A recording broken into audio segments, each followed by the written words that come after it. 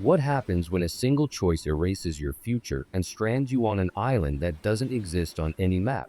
Welcome back. One impulsive decision halted this couple's life in its tracks. What really happened on that fateful day, after which they would never see the outside world the same way again? It's Liam and Chloe's wedding anniversary. To celebrate, they've embarked on a special trip, starting with a serene voyage across the ocean. They plan to spend some quiet, quality time together before heading to their next destination. But then Chloe spots a beautiful, uncharted island in the distance. She becomes fixated on visiting it. Liam is hesitant, not wanting to detour, but he gives in to his wife's insistence on their special day. "Let's go explore something new," he agrees. They had no idea this single choice would completely upend their existence. They lowered their small inflatable dinghy into the water and motored towards the shore. The moment their feet touched the sand, they knew their idyllic vision was an illusion. From afar, it looked like paradise, but up close, the place was utterly barren and desolate. An eerie silence hung in the air. Still, Chloe argued that since they'd come this far, they should explore properly, otherwise the trip would be a waste. So they began to circle the strange island. During their walk, they discovered some heavily rusted machinery. They speculated that perhaps traders worked here decades ago, with large ships coming and going. Or maybe it was the site of some scientific experiment, the debris simply left behind. What do you think its purpose was? They climbed to the island's highest point, snapped a few photos, and sat for a moment in peace. But then Liam noticed the sky rapidly darkening. Could this be the sign of an approaching storm?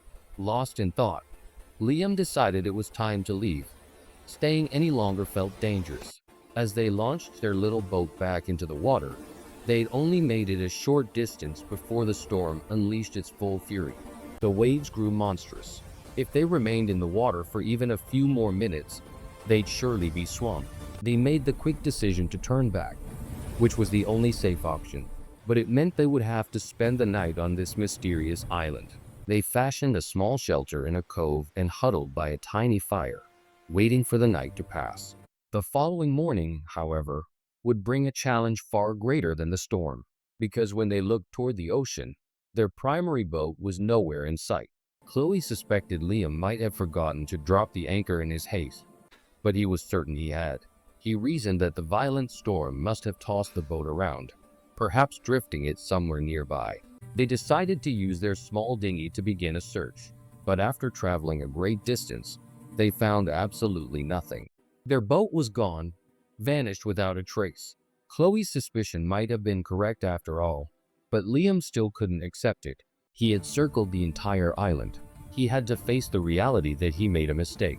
In the midst of this crisis, he realized the dinghy's fuel was running dangerously low. He immediately killed the engine and started paddling. Going further out to sea was pointless. Their best bet was to return to the island and wait for help. So, they turned back toward their prison. Now, hunger and thirst began to set in, the most fundamental battle for survival. They trekked to the highest peak again, hoping to spot a passing ship or any sign of civilization. But there was nothing but desolate emptiness in every direction. Just as hope faded, they found a stream of fresh water trickling down a rock face.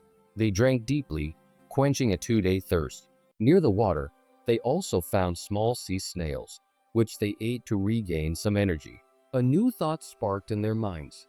If they truly wanted to be rescued, if they wanted any passing vessel to see them, they needed to create an SOS signal. They immediately got to work, gathering driftwood to form the giant letters on the beach. But with no phone and no radio, they couldn't call for help. All they could do was wait. Would that wait be a month, a year, or a lifetime? They had to keep trying. If you surrender to despair, you're already gone. Driven by this resolve, they salvaged some old cans from a dilapidated structure, using them to store fresh water. One day, while exploring, Liam discovered 3 graves on a hillside. It was chilling proof that other people had been here before and had died here. It was possible others had been trapped just like them. Time began to melt away. Day bled into night, afternoon into morning, but their situation remained unchanged. Nothing was different. Worse, The lack of food was making them weak. Liam tried to boost Chloe's morale, telling her they had to fight, to be strong, or they would be lost. He called it a test, promising their future days would be better and happier because of it. But his words offered little comfort against the harsh reality. His encouragement couldn't provide her with inner strength, a fact made clear when she collapsed from exhaustion while working. Liam rushed her back to their makeshift hut. After a long night of contemplation, he made a firm decision. He couldn't just sit around and wait for salvation. That wouldn't fill their stomachs. He had to take action. He sharpened a piece of metal into a crude spear. The next morning, when Chloe felt a little stronger, he led her to the other side of the island, where a large colony of penguins had gathered. You can probably guess what he was planning to do. Chloe was not ready for this. The thought of killing an animal to feed herself was horrifying. But Liam knew that if he didn't do it, they wouldn't survive much longer. So he steeled himself, killed a penguin, and for the first time in many days, they had a nutritious meal. The food brought life back into their bodies. Slowly, their conditions started to improve. They had a source of food and water. But this period of stability didn't last. When every day is spent waiting for a rescue that never comes, time feels like a needle pricking at your soul. No matter what supplies you have, they would spend their entire days scanning the horizon for help. But nothing ever appeared. So, they returned to the penguin colony, their only reliable food source. But when they got there, a dreadful silence met them. Their anxiety spiked. Not a single penguin was left. This discovery completely broke Chloe. They were right back where they started, facing the same desperate problem. Seeing this, Chloe insisted they had to go back out to sea. Maybe a passing ship would spot them. Maybe they could get help. But Liam refused. Out on the ocean, there was no food, no sense of direction, and countless dangers. At least here on the island, they were relatively safe. But Chloe was panicking. The thought kept circling in her mind. What if something happened to them? What if they starved to death? Suddenly, they saw the light of a ship on the horizon. They scrambled to the shore, screaming for help. But it was like trying to shout at the moon and expecting it to hear you. They were too far. If only they had built a signal fire or created smoke, they might have been seen. A moment later, Chloe tried frantically to start a fire, but it was too late. In that time, Liam had jumped into the small dinghy and pushed off into the sea. He yelled that he would get closer to the ship, close enough for them to see him and rescue them. Chloe screamed for him to come back, that it was far too dangerous. But he wouldn't listen. This was their one chance, and he couldn't let it slip away. He paddled with all his might, chasing the distant light. A short while later, the inevitable happened. The dinghy's fuel ran out. The little boat came to a dead stop, unable to move forward. He had come so far, but he couldn't get close enough to the ship. Right before his eyes, his only hope for salvation sailed away, and he could do nothing. Far away on the shore, Chloe watched, waiting alone for her husband, but he didn't return. The loss shattered her completely. What could she do now, all alone? She had no choice but to return to the hut, where she could only pray. The next morning, there was a knock at the door. When she opened it, Liam was standing there, injured and weak. She immediately embraced him and brought him inside. He explained that on his way back, a massive wave had capsized his boat, throwing him against a sharp rock. His leg was badly wounded, but he refused to give up, somehow making his way back. Now, the intense pain from his injury was setting in. Chloe laid him down, heated a knife in the fire, and cauterized the wound to stop the bleeding.